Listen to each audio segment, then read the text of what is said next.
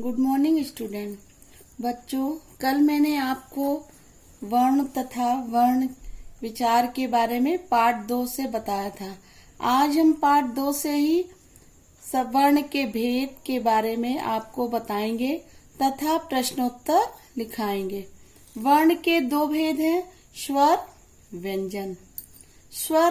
स्वर वे ध्वनियां हैं जिनका उच्चारण बिना किसी सहायता के किया जाता है और जिनके उच्चारण में मुंह से हवा के निकलने में कोई बाधा नहीं होती, उन्हें स्वर कहते हैं। जैसे हम बोलते हैं बच्चों, जब आ, गा, तो गा हमारा व्यंजन है और आ स्वर है, लेकिन ध्वनि किसकी आ रही है? आ की। आ बोलते हैं तो जिनका उच्चारण बिना किसी की सहायता, आ का उच्चारण हमें किसी की सहायता नहीं लेनी पड़ रही है, जिनके उच्चारण में मुंह से हवा के निकलने में कोई बाधा नहीं होती, उन्हें स्वर कहते हैं। इनकी संख्या है 11। छोटा, बड़ा, छोटी, बड़ी, ऊ, बड़ा ऊ, री, ए, ऐ, ओ, औ। अंग, अह भी वर्ण है। इनका स्थान स्वरों के बाद और व्यंजनों के से पहले होता है। आपके स्वर के बाद अंग और अह आते हैं ना, तो वो भी क्या है? वर्ण है। इनका स्थान स्वरों के बाद और व्यंजनों से पहले होता है। अंग, इसे अनुस्वार भी कहते हैं। जब कोई भी शब्द हम अंग की बिंदी लगाकर लिखते हैं तो उसे अनुस्वार कहते हैं। इसे बोलने में नाक से ध्वनि निकलती है। इसका चिन्ह है जैसे हंस। हंस में देखिए अंग की बिंदी है।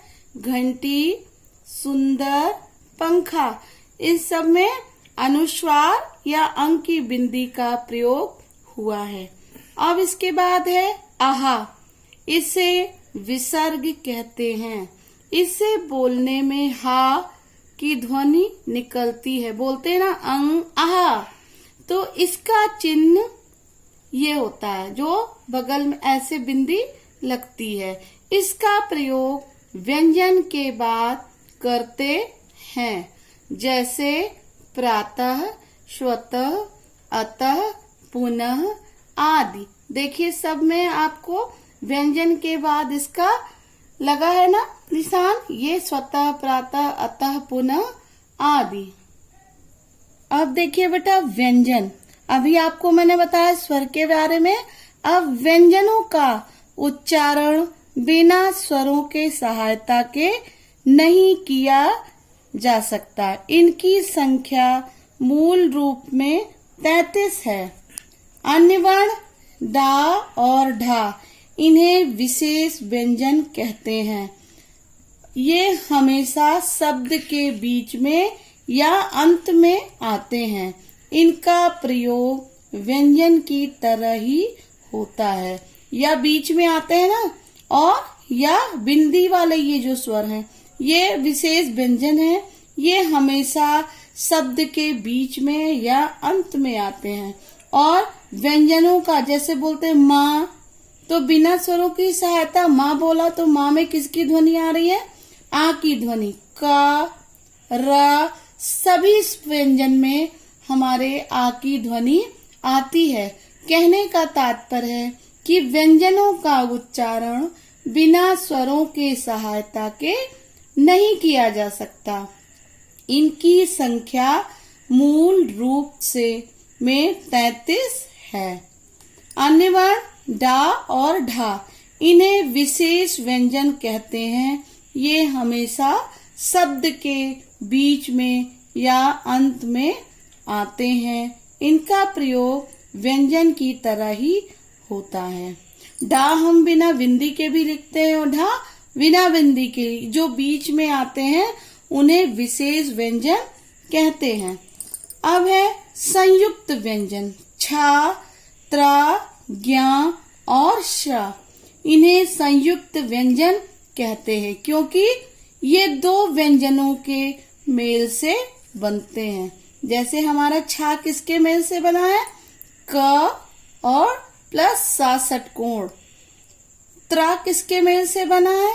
ता और रा। ज्ञा किसके मेल से बना है? जा और इया। श्र श्र सा सजम वाला और रा। अब है हमारा वर्णमाला।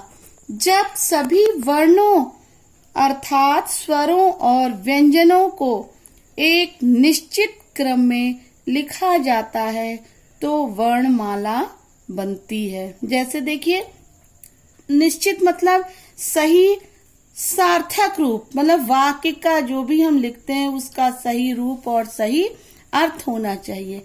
उदाहरण देखिए, जैसे लिखा है हाइरन, तो हाइरन तो सही नहीं है। तेज, दौड़ता है, तो ये सही शब्द क्या होगा? अब देखिए सही शब्द, हिरन तेज दौड़ता है।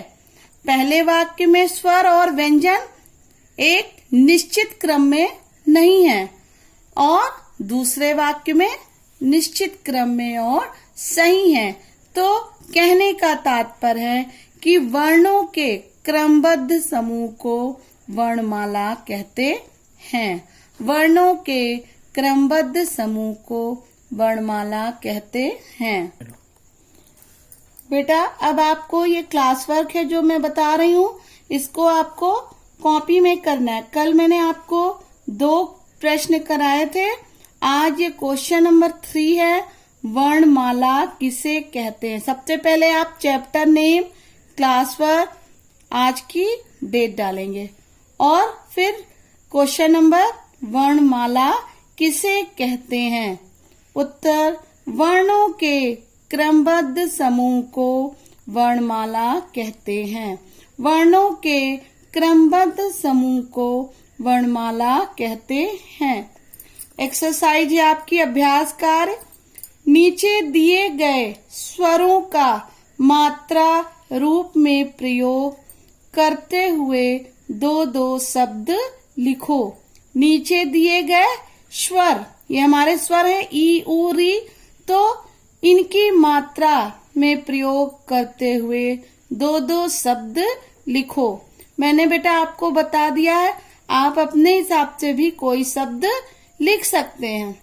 छोटी से छोटी की मात्रा किससे देखिए बनाया मैंने? दिन। दा में छोटी की मात्रा और ना खाली दिन। चिड़िया। चा में छोटी की मात्रा रिया। देखिए अभी आपको मैंने बताया था ना विशेष व्यंजन के बारे में, तो डा बीच में आया, यहाँ आपको ये भी दिख रहा है, तो चिड़िया। अब है बड़े ऊ की मात्रा, जूस, तरबूज। ए रेल, खेल। औ की मात्रा कौआ, पकौड़ी। बड़े आ की मात्रा छाता, बाजा। री नृप, मृग। अब आपको बेटा देखिए सही जगह पर अनुस्वार अनुनासिक लगाओ, तो यहाँ पर चिन्ह लगाना है आपको अनुस्वार और अनुनासिक का। ये देखिए अनुस्वार अभी आपको मैंने पढ़ाया था, जो अंग की मात्रा होती है उसको अनुस्वार भी कहते हैं, और अनुनासिक हमारी चंद बिंदी। तो मूछ पर क्या लगेगी? चंद बिंदी, अनुनासिक। हंस पर अनुस्वार, चंद बिंदी चांद पर अनुनासिक, घंटी पर अनुस्वार। बेटा आज आपका होमवर्क है, दिए गए प्रश्नों को याद करना है। दिए गए प्रश्नों को लिखकर याद करो।